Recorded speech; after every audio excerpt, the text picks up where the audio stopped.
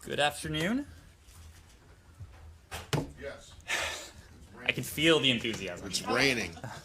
Well, as you see, we have a very special and surprise guest with us today. I am very pleased to introduce Gayle Smith. As you know, Gayle is our coordinator for global COVID response and health security. As you might surmise, she is here today to speak about the announcement the president has just made and to take your questions. So without further ado, I will turn it over to Coordinator Smith. Thank you, and hi everybody.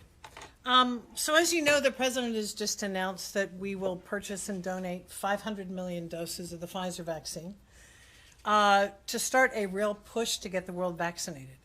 This is, I think, American leadership at its best, and it is part of a broader plan that includes the 80 million doses that we are sharing that the president's already announced, and efforts to get producers to produce more supply this year, even as we invest in local manufacture in a number of countries that we think can bring more vaccines online by the end of the year. It's our very strong view that given the lack of coverage around the world, it was absolutely critical to make a big move like this to get more vaccines into the system as quickly as possible. These vaccines will become available as of August, even as we are pushing out the 80 million doses that have already been announced.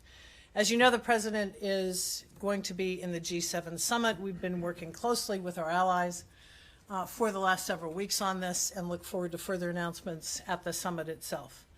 Happy to take any more questions on this. I think I would simply say, as somebody who has worked on a lot of viruses in my life and this pandemic since it started, we think this is going to be a game changer in finally starting the flow of vaccines around the world in order to bring this pandemic to an end. Yes. Yeah. Thank you. How would you prioritize? I know, I mean, no one country is more needy than Right. the other and so on. How would you prioritize and distribute these vaccines around the world? Right. Of the 500 million new vaccines that the president just announced, as you rightly suggest, there is need everywhere. So these are going to be allocated to the 92 COVAX AMC countries, advanced market commitment countries, and countries in the African Union. That's a total of approximately 100 countries. These are the lower income countries that it's harder for them to procure vaccines on the market and to self-finance. And we've got real problems with undercoverage of vaccines in those countries. So that's the universe of countries to which the 500 million vaccines will go. I just want to make the 4 billion versus 3.5 billion clear. So U.S. had committed $2 billion through COVAX and then said there would be another 2. And then when it comes to the 500,000 doses, the cost was set to be 3.5. So is that 3.5 as part of that 4, or is it on top of it? Yeah, we're entering into the final stages of the contract now, and the funding will come out of already appropriated funds. And as we get it finalized, I'd be happy to go through that with you. Right. And on Latin America, I'm just wondering if you will be directing doses to specific countries in Latin America, or you will allow COVAX to do so. Yeah, so there's 2 flows of vaccines in addition to those vaccines that will come through COVAX on the basis of our financial support. There are the 25 million first tranche of the 80 million, and then these 500 million. In those cases, we will work with COVAX, but we will also have some weighing in on what countries we want to focus on, and that's based on several things. We want to get global coverage. We want to be able to focus on countries where there's a surge or they may be considered a hotspot, where there's a real risk because of incidents. And we also want to be responsive, particularly in our own hemisphere, to the many requests that we've had. Yes, hi, thank Hi. you. Hi, thank you for doing this. My name is Mohammed Al Ahmed with Al Jazeera Arabic. I have a couple of questions. So what type of vaccines are we talking about? Are we talking about Johnson & Johnson, Pfizer, or a mixture of all of those vaccines? And also, are we talking about first step that would be followed by other steps? And how do you assess the global response to COVID? Does it require a more U.S. engagement, or do you think that the world response so far is doing pretty Sure. good? So on your first question, the doses that we are sharing from our national supply, so that's the 80 million doses, those are a combination of J&J and Moderna. And then the 500 million that the president just announced are Pfizer. So that's your answer there. I think what this means, and the president's been very clear about the role of American leadership in this response from the first announcement he made on sharing doses. And it is absolutely his intention to lead. But as he has pointed out, that for us to be successful and operate at scale, then it's got to be more than just the United States. We're prepared to be out front and leading, but we certainly need to work with our partners. Our partners have in general been very, very supportive of the international response. We've been working with them, and we're quite hopeful that what will come out of the G7 is an even more extensive response from our partner countries. So we're looking for more there. I think that over time, this is going to demand continued U.S. leadership. This is a pandemic that affects the entire planet. We are still at the emergency level in too many countries. As we all know, the humanitarian and economic impacts of an unchecked pandemic create further damage to lives and livelihoods. So this is going to be an extensive response, and we're prepared to stay fully engaged. And talking about the origin of the vaccine, does this mean that China has to step in and do more in terms of vaccine distribution to the world? Well, I think, we believe, and I think the G7 believes, that it is our role to do two things. One is make these vaccines available, to donate them, particularly to those countries that can't afford them. And the second is to provide them on the basis of no expectation. These are tools for ending a pandemic. These are not tools for creating pressure or trying to exert influence. Thank you. You said that the rest of the world needs to do more. What would be for you a good outcome from the G7 in terms of target of doses donated to the world after the 500 million announced by the president? You'll forgive me if I don't want to get ahead of the summit itself, but I think we need a forward-leaning commitment through the remainder of this year and into next year, and additionally, whatever we may announce collectively at the G7, we're all going to have to continue to up our game to get this pandemic to an end. Matt. Can I just ask you, are you seeing the same kind, anywhere near the same level of vaccine hesitancy or outright rejection overseas that we're seeing here? And is there a component of this program for education, for kind of encouraging people in countries, in the countries that are going to be getting these vaccines, to actually take them? No, it's a really good question. The fact is, we're seeing vaccine hesitancy pretty much in every country for different reasons, but I think it's a common feature, just as we've seen it here. And then there's also both misinformation and disinformation. And in its role in the humanitarian global health response, the U.S. Agency for International Development, USAID, has programs that are for, among other things, vaccine readiness. So how do you get a country really ready to implement? And part of that programming is to work with local trusted interlocutors, to work with local journalists, to work with others, to try to get information out there, just as we have done here, about the safety and efficacy of vaccines, so that we can make sure that as many people as possible are vaccinated. Right, but that's USAID. I'm talking about in the G7 context. Is there something something similar that's going to be attached to this? I think what you can assume is attached to this is all the G7 members are involved in the provision of assistance that supports delivery, right? Supports delivery and distribution. So supported delivery is that would include education and that kind of thing? In most cases, yes. I can't speak to every member of the G7, but that's something that countries themselves are very focused on, because they want to make sure they get the coverage that is going to protect them for the long term. Take a couple more questions. Can I just follow up? I'm curious about the decision making behind which countries are getting these, and you said you'll be focused on countries where there's a surge, and of course, Western Hemisphere. But I am wondering if countries that China has already given vaccines to? Are you looking at that at all as you game out, decide where the U.S. is going to be giving these vaccines to? Yeah, I'd say two things. The reference to Latin America and so on, we have two streams of vaccines, right? We have the 80 million doses with the 25 we're in the process of moving. In that, we have looked very much at global coverage, at being responsive to surges, but also to the requests of our friends and neighbors. In this 500 million dose allocation or contribution, we will work with COVAX on that, and our goal here is coverage, is to get the kind of coverage that's needed. There's methodologies that you can use to figure out how you narrow the scope and the opportunity for the virus to replicate and mutate. We'll be taking those things into consideration. We will be looking at countries, whether they have supply or not, whether they can add a particular kind of vaccine. So there are going to be a number of considerations that we'll put in place along with COVAX and countries in the regions to make sure we got the smartest allocation. Michelle? Follow up real quickly on that. There's been criticism on the right about this administration working too much with multilateral institutions or groups like the WHO, which just has Syria now on its board. I just wonder how you counter that. Why does it make sense to work through these international organizations? Yeah, I'd say a couple things. And some of these allocations out of the 80 million we're going to do bilaterally.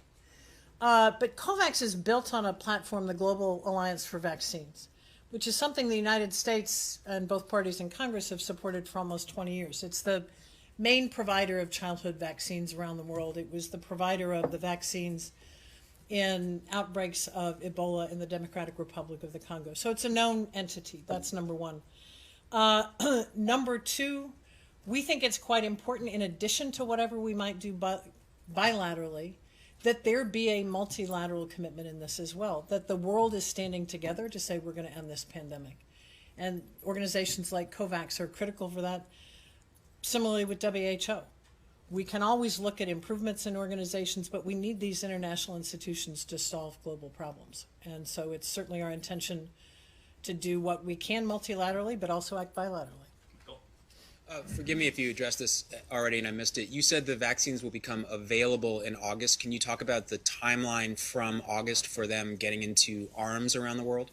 Yeah, it's a bit hard to predict how long that will take, but they will come available and start moving in August and then be available on a monthly basis through the end of the year and into 2022. Our intention is to work with COVAX to move them as quickly as possible into the countries where they're needed, and then obviously to deploy them as quickly as possible. How do you mean monthly? I'm sorry, how do you mean monthly basis? I mean that 500 million vaccines are not going to appear in August, right? It's going to be a subset of those. I think it's in the range of 50 million will be the first availability, and there will be more vaccines every month. As they come available, we will move them out, and then as they land in country, there will be plans to deploy them through national vaccine plans. You said earlier you think this is going to be a game changer and finally starting to bring an end to the pandemic. Should the U.S. have done something like this sooner, and is it enough? Well, I think there's more for the world to do. There's no question. And I think that, look, I as an American citizen am enormously grateful for what the president has done to bring the pandemic under control in this country, and that's his first and his primary obligation. But he's been very clear since the start that once there was a level of comfort with where we are with the pandemic in the United States, we would immediately turn to leading on the global stage, and he's done that. And I'd remind you that one of his very first moves was the provision of $2 billion to COVAX to move that forward. I think all of us are going to have to continue to stay on the case. As the president has said, we're going to continue to lead on this. We will continue to do more. We're going to expect and work with our allies and others so that they do more as well. But I think we're in this for the long haul. Abby? Apologies if I missed this as well, but is there any specific effort or attention being made to help refugee populations, particularly in refugee camps where COVID-19 has obviously been such a problem? Yeah, we've got a focus on that in two ways. Through the State Department and our Bureau of Population, Refugees, and Migration, we are providing assistance that is targeted towards refugees and the impact of the pandemic on those populations. As well, there is what's called a humanitarian buffer available so that there are ways to reach, say, refugee populations in a given country. So that is something that between our international partners, the State Department and USAID, we're focused on those disenfranchised populations that are hard to get to. So yes. Let's take a final question in the back. Yeah, hi, good afternoon. It's Sebastian Fest from Infobay, Argentina. Would like to know whether there was any reflection in the government about giving some vaccines to Venezuela, even knowing the big political differences between both countries. I think our view has been that vaccines need to be available to citizens everywhere if we're going to end a pandemic. Whether or not we are the ones that provide them is a different story. So I can't speak to the specifics of that, but I do think in principle it's our view that vaccines need to be made available. There was everywhere. no debate. This was not even an idea. I mean, there was no debate. I'm not going to go into what the internal discussions have been about how we allocate vaccines, but to tell you where the guardrails are. One is that we think vaccines need to be made available everywhere, and as the United States, we're going to do everything we can to maximize coverage. But also coordinate with other countries and also other donors so that we can make sure the world's in fact covered. Thank you very much, Coordinator Smith. Appreciate it. Thanks, everybody. Please come back anytime. Well, actually, we hope she doesn't, right? Because if she does come back, that means the pandemic is continuing, right? Oh yeah, I'll have it wrapped up by Monday. Before we get into your questions, a couple things we wanted to do at the top. The United States continues to be the world's largest single donor of humanitarian assistance in responding to the needs of refugees, to vulnerable migrants, internally displaced persons, and other vulnerable people. U.S. humanitarian assistance is a concrete example of our commitment to meeting the President's vision for safe, orderly, and humane migration in Central America.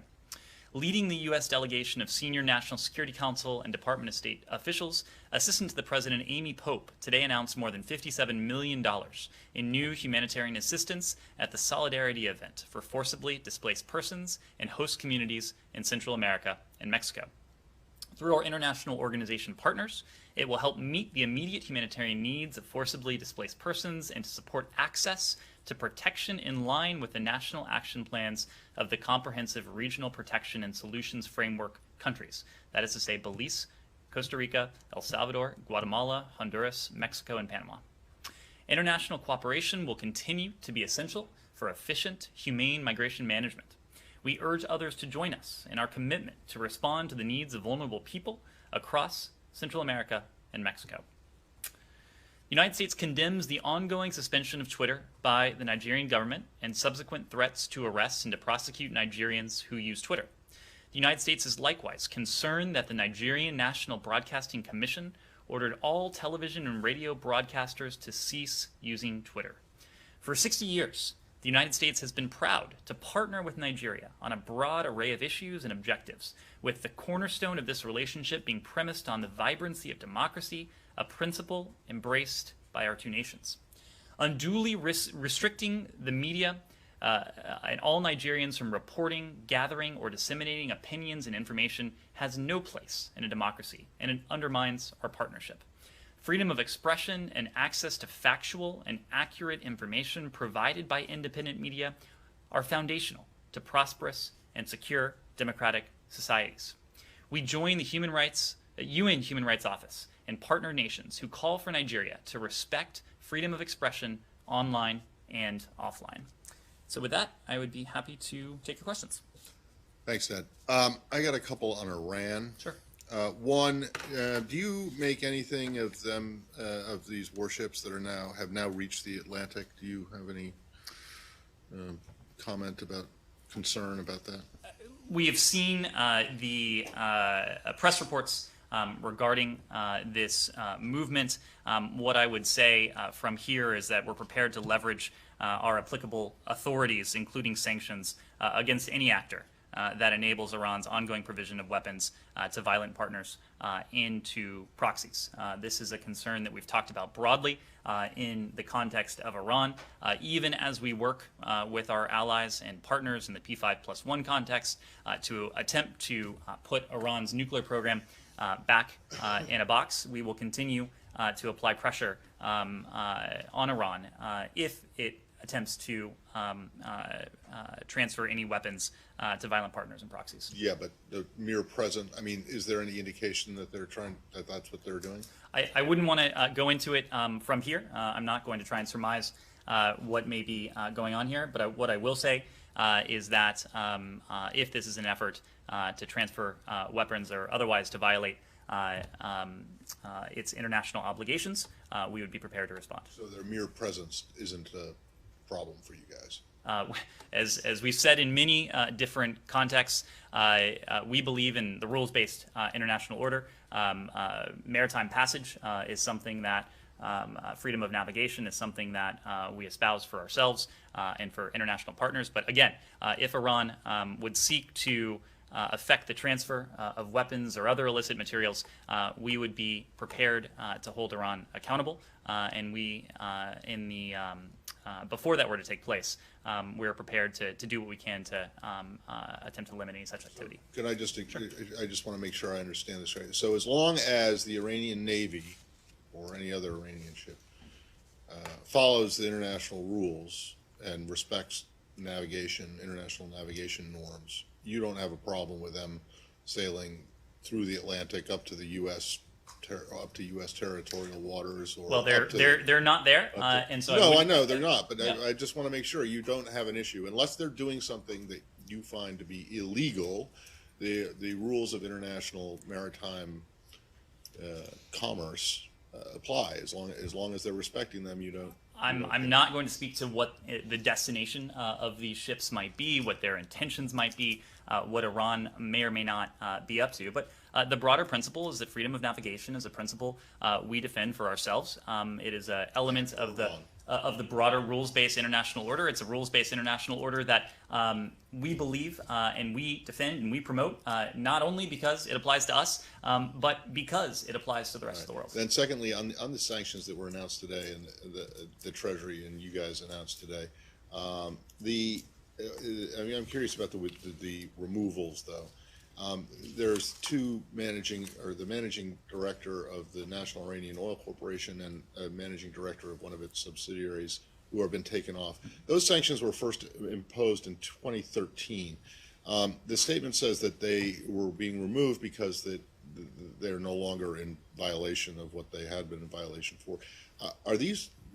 Is that the case? Has NIOC stopped trying to export Iranian oil in violation of, or did they die? Have they retired? What is it exactly that they're no longer doing? Well, let me, Matt, start at the beginning. And today, both Treasury and the Department of State issued statements on that, noting that we designated Saad Ahmad Mohammed al-Jamal and other individuals and entities involved in an international network that this individual has used to provide tens of millions of dollars worth of funds to the Houthis in cooperation with senior officials in the Quds Force. Those in this individual's network of front companies and intermediaries have been selling commodities, including Iranian petroleum, throughout the Middle East and beyond.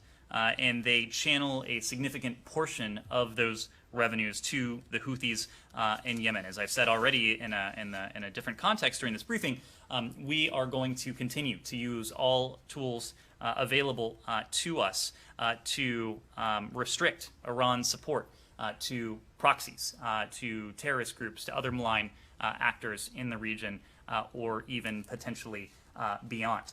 Now, you are right that this action also included a reference to delisting. These delistings, as noted in the statements today, are a result of a verified change in behavior or status on the part of the sanctioned parties. The broader point here, and we have always maintained that sanctions are not an end to themselves. Sanctions are a means to an end. Every time we impose sanctions, it is our hope that through a verified change in behavior, a verified change in status, we'll one day be able to remove those sanctions, because that means that through one way or another, our policy objectives have been met. The delistings that we referenced today, again, demonstrate our commitment to lifting sanctions in the event of a change in behavior or status for sanctioned persons. Now, delisting is a normal practice. It is a practice consistent with good sanctions hygiene and administrative processes. And just to be clear, there is no linkage, there's no connection to the delistings that we announced today to the JCPOA or to negotiations that are ongoing in Vienna. I get the broader point, but that's not what I'm asking. What specifically did they do? What was the change in behavior or the change in status? I don't want the broad. I understand the broad goal is you put sanctions in place to change behavior, and once the behavior changes, then you lift them. So what did these guys and the other entities that were delisted, what did they stop doing? Treasury can give you, I imagine, they can't actually. Additional they haven't. detail on this. But again, do you know if they're still alive? Have they been removed because they died or left their positions? So this is the result. It is a result of a petition for delisting. The petitions are reviewed very carefully. They are verified by experts to ensure that the information put forward is factual, that it is accurate, and only after we have verified the information put forward in petitions would we undertake a delisting. Is it your understanding that they are still in their position, the positions that they have been sanctioned for in the first place? It is. And if not, because I wonder if NIOC itself has not been delisted. So if they're still engaged in, if they're still working in those jobs, then, and the company itself hasn't changed its behavior, what exactly did they, why are they being removed? They are being removed because of a verified change in behavior or a verified change in status. So I'm going to have to keep asking on this. Are you able to give any information about this petition that you're talking about? When was it received? Was this something that, these are processes, was this received in the previous administration or did it start during your time? These petitions are routinely received. They're routinely reviewed by our experts. Again, only if and when the information in these petitions are verified would we undertake an action like this. In the case of these three individuals, it was the result of our ability to verify that there was a change in status or a change in behavior that allowed us to undertake this delisting. And how long did this process took? You're asking technical questions about a very technical process that takes place at the Department of the Treasury, so there's only so much I understand, I but there's a lot of commentary out there that this is like a first step in a broader campaign to ease pressure on Iran as you move forward in the negotiations. Well, there's a lot of commentary out there that is routinely wrong on these subjects, and it is wrong, not as able I to said, tell like what they stopped doing. So, like, I mean, for example, is this characterization correct? Like, if you're not able to tell what they're doing precisely differently, which you say is technical, but I don't think it is, then this kind of commentary is just going to keep continuing. What is absolutely true is that there is absolutely no connection between the JCPOA and ongoing negotiations in Vienna. This is a routine technical practice consistent with sanctions hygiene, with administrative processes that the Department of the Treasury routinely reviews and undertakes as appropriate. If it's routine, should we expect to see more of these delistings then?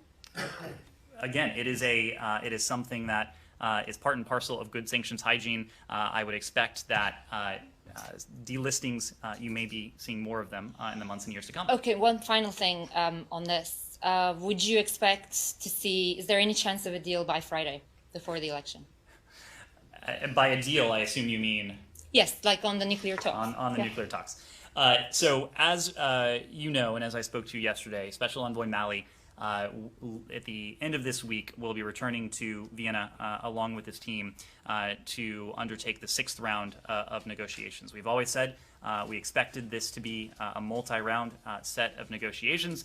They've been able to make progress in the preceding 5 rounds. I think on the part of the Iranians, it has been an opportunity for them to crystallize the steps they would need to undertake to resume compliance with the JCPOA, again, to resume compliance with the most stringent verification and monitoring regime ever negotiated.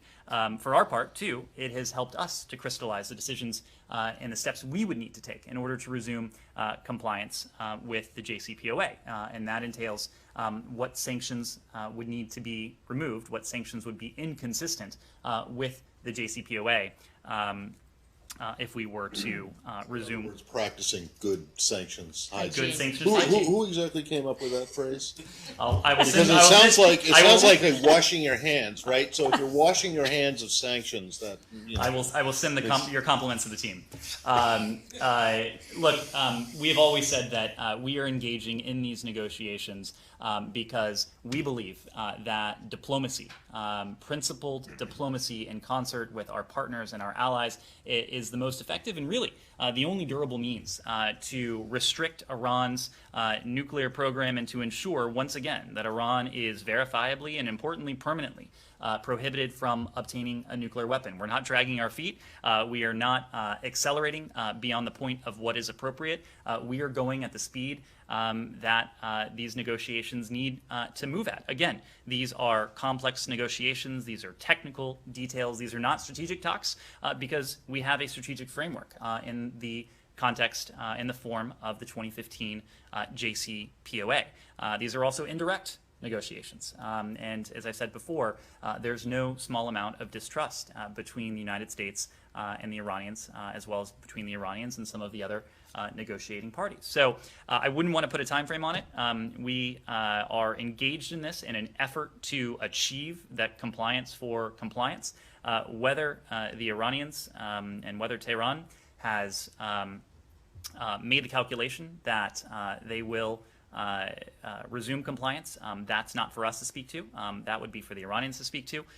It is certainly something we hope to be in a position to achieve, but we don't yet know. Yes, Francisco. Just to rephrase what Mayor asked, you know where you are after five rounds of negotiations. You know the work that remains to be done. Is 1 week enough to make that work if there is the will on both sides to go back to compliance? I wouldn't want to be categorical about it. What I would say is that we have made progress, but, and you've heard this before, challenges do remain, and big issues do continue to divide the sides. So again, we are certainly not dragging our feet. We are moving at a principled pace. We're moving at a pace that is consistent with our desire to see Iran's nuclear program once again restricted and to see Iran once again subject to a permanent and verifiable ban on ever obtaining a nuclear weapon. That's our goal in this. Said. Thank you. Can I switch gears? Sure. Okay.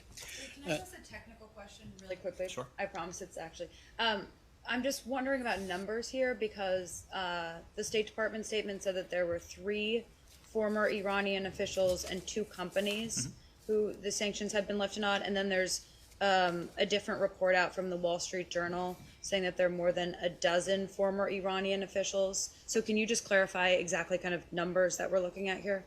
Well, the Secretary issued a statement today, and what the statement says, we're lifting sanctions on 3 former government Iran officials and 2 companies previously involved in the purchase, acquisition, sale, transport, and marketing of Iranian petrochemical products as a result of verified change in status or behavior on the part of sanctions parties. Okay, so it's not 12. What our statement says it is 3 former officials and 2 companies. Okay. Said. Thank you, Ned. It seems that you guys have adopted the term used by the Trump administration about the Abrahamic Accords. And my question to you is why? Because that term seems, on the face of it, a bit phony. I mean, when you talk about, Camp David Accords, they happen in Camp David. The Versailles Treaty happened in Versailles. The Ghent Treaty happened in Ghent. But was these accords sort of sponsored by a guy named Abraham that we're not aware of? Unless it's the nom de guerre of, let's say, the former ambassador to Israel, Mr. Friedman. So I'd like your comment on that. I have a couple of questions on Mr. Pompeo's interview and on USA to UNRWA. Well, this question has come up a number of times in this room. Again, we are not focused on terminology. We are focused on the underlying policy, on the underlying idea behind these agreements. And as we said before, we welcome, we support the recent agreements between Israel and countries in the Arab and broader Muslim world, and we will. Our goal is to build on them, to urge other countries to normalize relations with Israel, and look to expand opportunities for cooperation between Israel and its neighbors in the region and beyond. At the same time, we have also said that even as we work to build on these agreements, to deepen them where we can, to add additional countries to the list, we also recognize that they're no substitute for progress when it comes to the Palestinians. And so that is why we have demonstrated the President's commitment and Secretary Blinken's commitment to re-engage with the Palestinian people,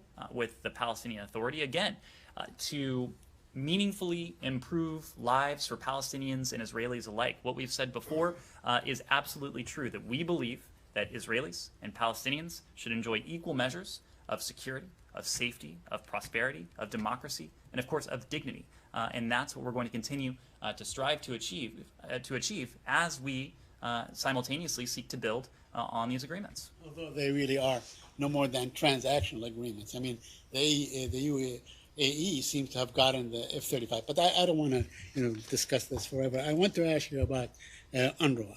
I know that there was an interview with Felipe Lazzarini. He talked about what happened last year and so on, and they were on the verge of collapse. Also, there's a great deal of demand to look into Palestinian textbooks. My question to you, has the State Department ever looked into Palestinian textbooks? Do you do your own reviews? Because, what the Israelis want these texts to do is be completely devoid of any Palestinian history, as though the Palestinians live on Mars or some other planet. Well, we discussed this at some length as well yesterday. But what I will say is that in our communications with UNRWA, the agency has made firm commitments to the United States on issues of transparency, issues of accountability, importantly, issues of neutrality. And that's what we're talking about here. That commitment to neutrality includes zero tolerance for racism, for discrimination, and importantly for anti-Semitism. Lazzarini, who was appointed, as you know, just last year, conveyed his utmost commitment to these principles, and it's something we will continue to demand. We take this very seriously, and because we take it so seriously, it's something that we do closely monitor. So who should be the final, sayer on these things, whether they pass or they don't pass, they fail on these issues that you just mentioned? Is there like an entity that you would like to designate to look into these things to make sure that in fact these textbooks have no anti-Semitism, have no racism and so on, as you suggested? Or maybe you can sponsor some sort of an entity that can look into these things? Well, again, our review of these is predicated on principles. And the principles that we believe in, the principles that we have insisted upon, and the principles that in turn UNRWA has agreed to adhere to are those of transparency, accountability, and neutrality, especially when it comes to zero tolerance for racism, discrimination, and anti-Semitism. That's what we'll continue to monitor very closely. Mohammed. Yes, thank you. Ned, a quick follow-up on Saeed's question. You said that this administration wants to build on Abraham Accords, but they don't substitute any peace between the Israelis and the Palestinians. So don't you think that requires a plan? So the question is, do you have a plan to boost or revive the peace talks, or are you planning to launch a plan to revive the peace talks in the Middle East? And I have other questions. Thank you for the question. It's what I would say, a couple things. We've been very clear, both before the recent violence, during it, and in the aftermath of it, that we are realistic about where things are between Israelis and Palestinians at the moment. I don't think anyone in this building is of the mind that right now would be an opportune time, that the moment is ripe for direct negotiations between Israelis and Palestinians towards a two-state solution.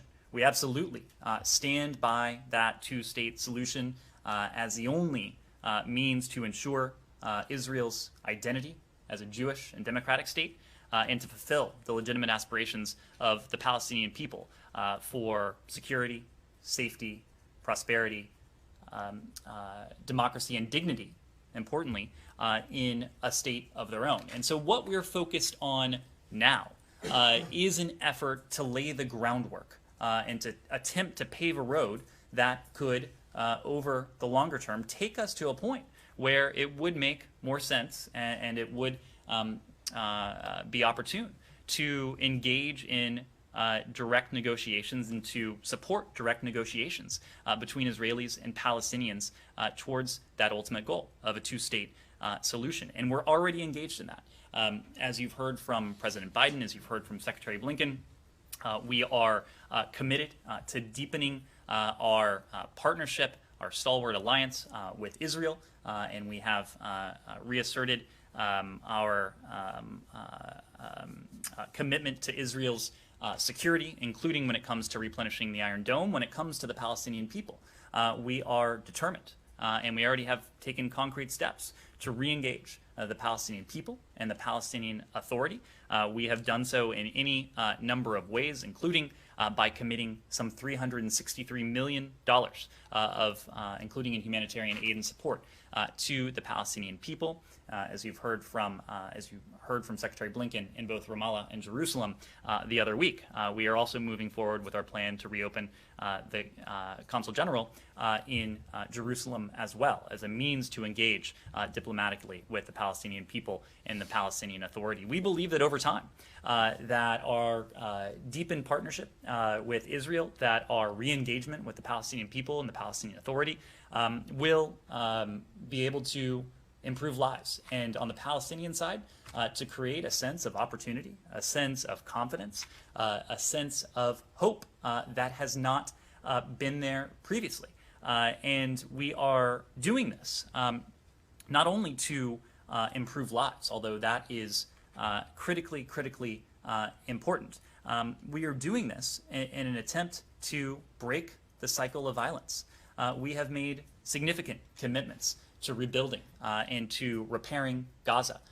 What we don't want to see happen is to see Hamas put the people of Gaza, to put the Palestinian people in Gaza in a position where the progress that we hope to be able to achieve in the coming weeks, months, and beyond is once again destroyed by a flare-up that Hamas precipitates.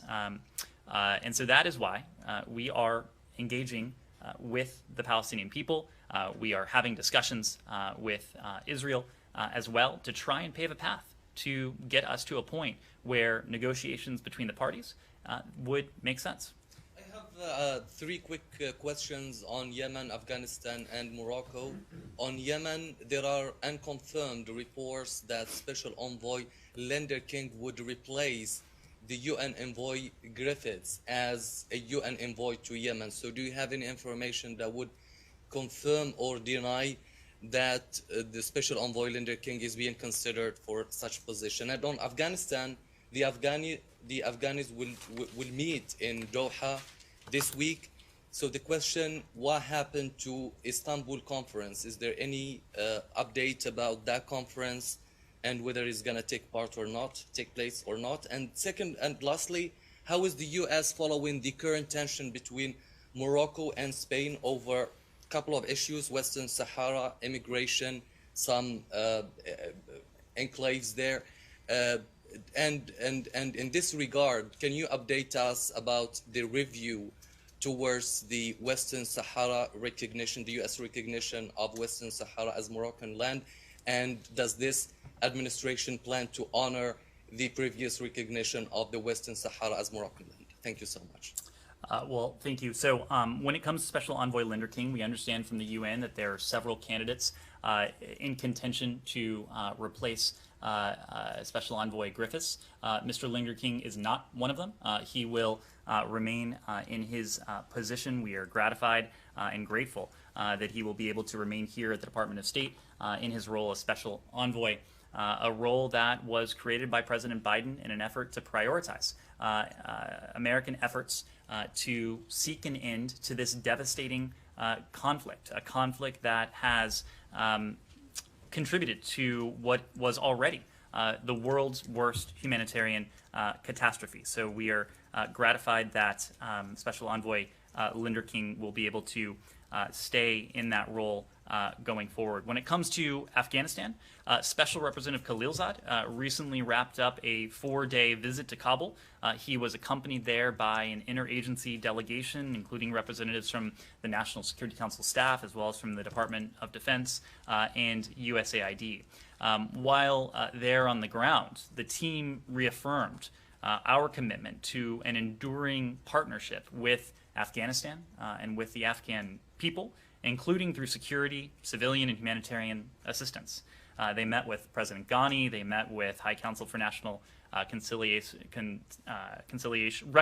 Chairperson Abdullah, and other senior political and security leaders, and affirmed that the United States would remain a partner with the Afghan people and would continue robust diplomatic efforts in support of peace.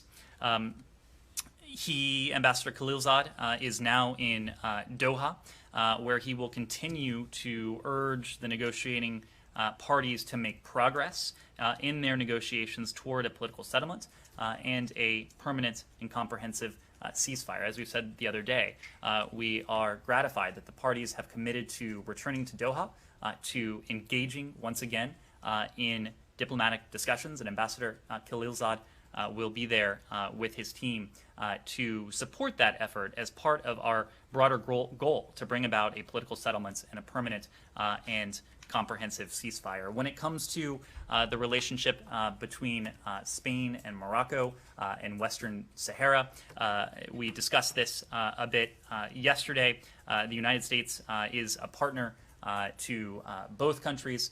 We don't have anything additional to say when it comes to our recognition of the Western Sahara. Over, Michelle. Yeah, I have a couple of Russian questions, please. Sure. One, I saw your strong statement yesterday on the situation with Navalny's party and his supporters. I wonder if that's a sign that that's going to be an issue that's brought up in the summit next week. And my second question is whether there are any plans to send Ambassador Sullivan back to Moscow. Well, let me start with your second question. We have always said that Ambassador Sullivan will return to Moscow in the coming weeks. And just as a reminder, Ambassador Sullivan returned to the United States from Moscow several weeks ago, not because he was expelled, not because he was forced out of the country, but because he came here in advance of the summit. He came here to consult with members of the new administration, many of whom he had not met in person. As you recall, Ambassador Sullivan was kind enough and gracious enough to remain in his position after serving in that role during the previous administration and the Biden-Harris administration asked him to remain, and he very graciously agreed to do so. But also, Ambassador Sullivan had not been back here in the United States for quite some time and had not seen his family for quite some time. So Ambassador Sullivan has been deeply engaged in the preparations for the upcoming meeting between President Biden and President Putin. He's been deeply engaged with senior White House officials. He's been deeply engaged with senior State Department officials here as well, and we have every expectation that he'll return to Moscow in the coming weeks. When it comes to the content of the summit, it will be an opportunity for President Biden to review with President Putin the totality of the relationship. And as you know, one of the issues that we consistently note is the egregious human rights situation in Moscow, in Russia, and the steps that the Russian government has taken, including and even in recent weeks and recent days, in the case of labeling Mr. Navalny's organization an extremist organization, recent hours, to close further political space and to restrict political space for Russian citizens, denying them, in many cases, the fundamental rights and fundamental freedoms that are guaranteed not only by the UN Declaration of Human Rights, but also by Russia's own constitution. It is of great importance to us. It is of great importance to President Biden, and I have no doubt that human rights broadly will feature in the summit, as well as the detention of various individuals, including Mr. Navalny, and of course, the Americans who are being unjustly detained in Russia and who should be and who must be reunited with their families as immediately. You keep saying that you guys want Russia to be predictable. You know, that a term that we hear. What does that mean? You want Russia to have a predictable policy or to be predictable? What we want and what we have consistently said is that we want to see this relationship become one that is marked by stability and predictability. It has been anything but so far, and it is not because of anything that Washington has done. It is because of actions that have emanated from Moscow. And of course, we need not go through the litany here, but we have spoken in recent months to our concerns, the actions that Moscow has taken to threaten the American people and our partners and allies around the world. That will certainly feature in the conversation between President Biden and President Putin, as will those areas for potential cooperation, including in the area of strategic stability, and where we might explore and test the proposition as to whether we can deepen cooperation in some areas, just as we're very clear with Moscow that President Biden will not accept a proposition, will not accept will not accept continuing attacks on the American people or our partners and allies around the world. Yes. René Pfister with The Spiegel. I have a question on Nord Stream 2. You issued a couple of days ago a waiver not to sanction the Nord Stream company and its CEO, Matthias Warnig. And the German government sees this as a sign that the US government has accepted that the pipeline can be finished, that the construction of the pipeline can be finished without further sanction. Is this an interpretation that reflects the reality in your view? Is it the interpretation, sorry, of the German government? It's the interpretation of the German government that the pipeline can now be finished without further sanction. The fact is that our position has not changed, and we have been very clear about our position.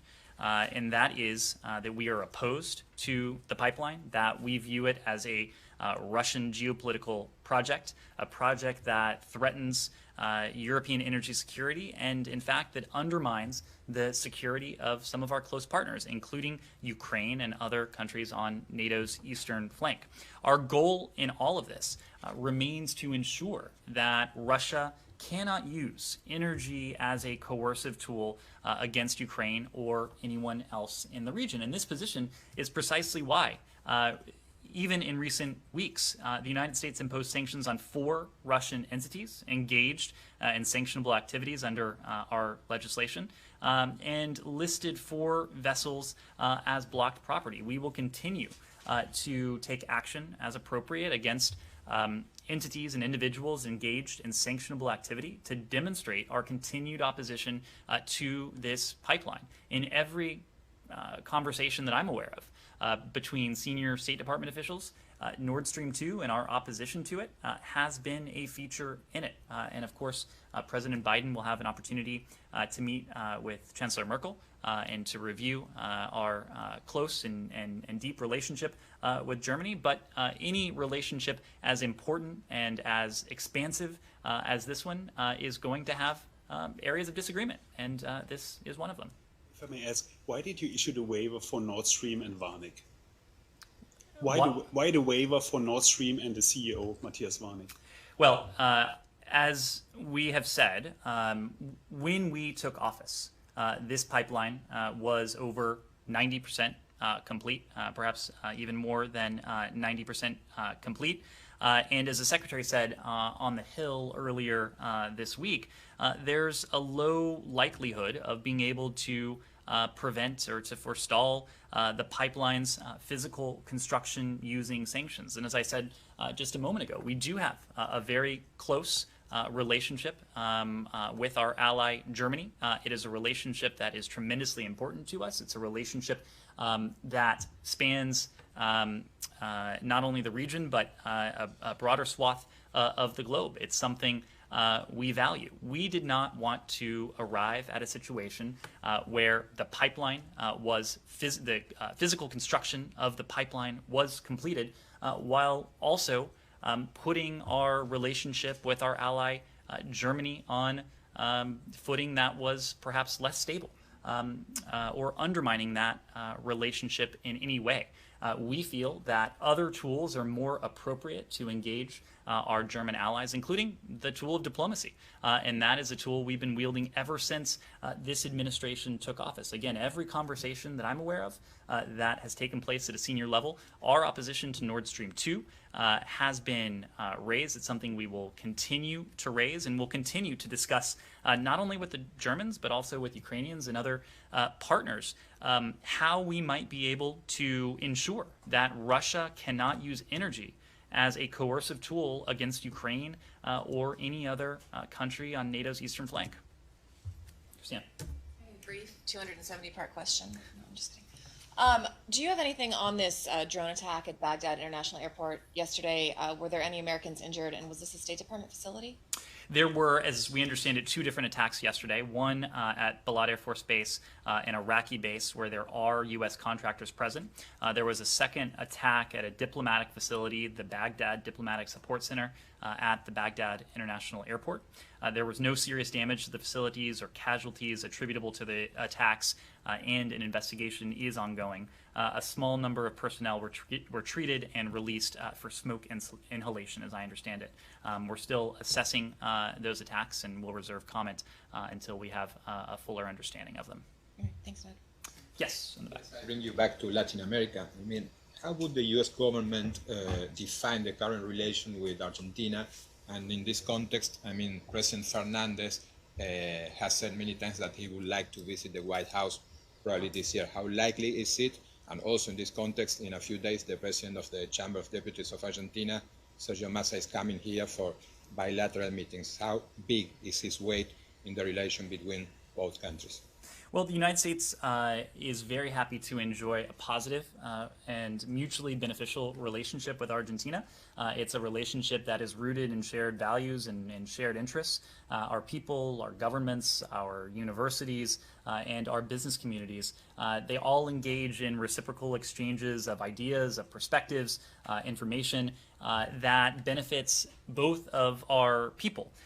It's our shared commitment to democracy, our shared commitment to prosperity, to security for our citizens, and importantly, the protection and promotion of human rights across the Americas. That's what continues to guide our policy towards Argentina and our relationship with Argentina. We're really gratified by the fact that there is bipartisan support for a U.S.-Argentina bilateral relationship based on these shared values, including the importance of maintaining a democratic hemisphere and facilitating trade and tourism between our two countries.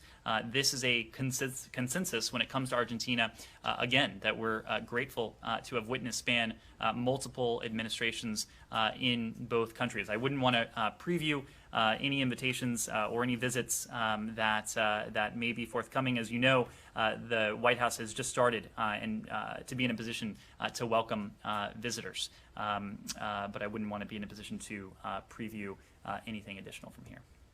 All right. Yes.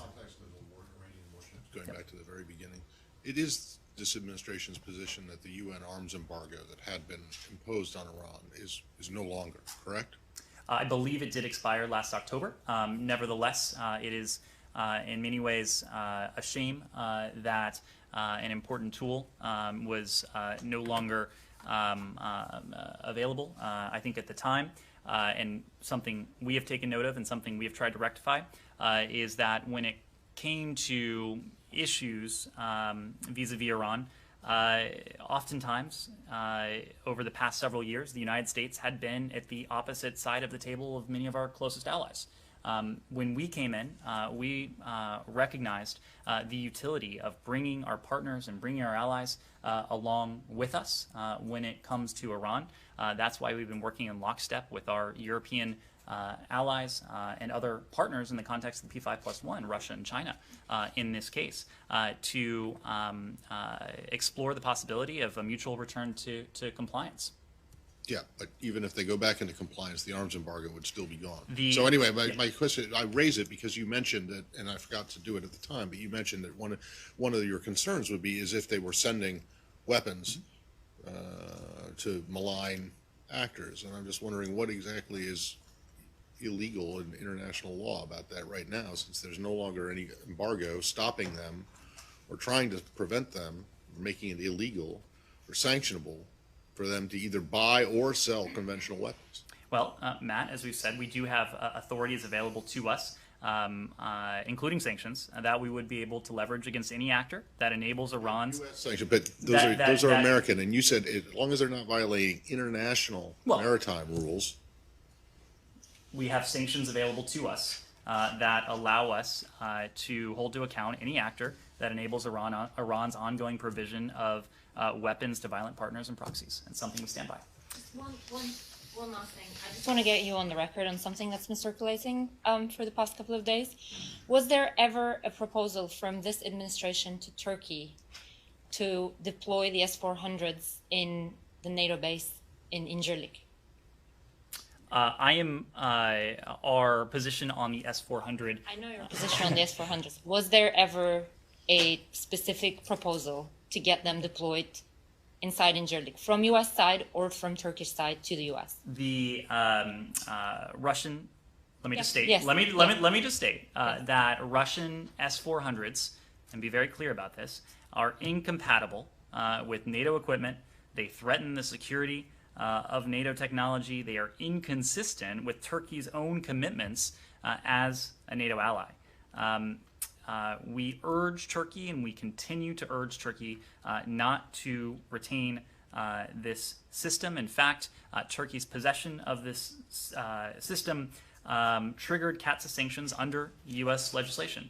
At the same time, Turkey is a longstanding and valued NATO ally, and that is why it's especially important to us that Turkey recognize the incompatibility of the S-400 system with its status as a NATO ally. Yes, this is a message that Secretary Blinken has made. President Biden, of course, will have an opportunity to see his Turkish counterparts on the sidelines of the NATO summit in the coming days. I wouldn't want to get ahead of that conversation, but our opposition to the S-400 system and our profound belief that it's incompatible with Turkey's status as a NATO ally is something we've repeatedly made clear to the Turks. You still need an interim solution. Was this ever, by this administration, because this was an idea with the previous administration, but by this administration, was this ever floated as an interim solution? I couldn't speak to what the previous administration may have floated, and I wouldn't want to speak to anything, to any private diplomatic discussions, but let me just say that we have never offered any indication that we are willing to accept Turkey's possession of the S-400 system. Again, it's incompatible with Turkey's status as a NATO ally. Thank you very much. Thanks. So is Nord Stream 2 incompatible with Germany's status as a reliable NATO ally? And Denmark, too? Who the hell came? What is this good sanctions hygiene?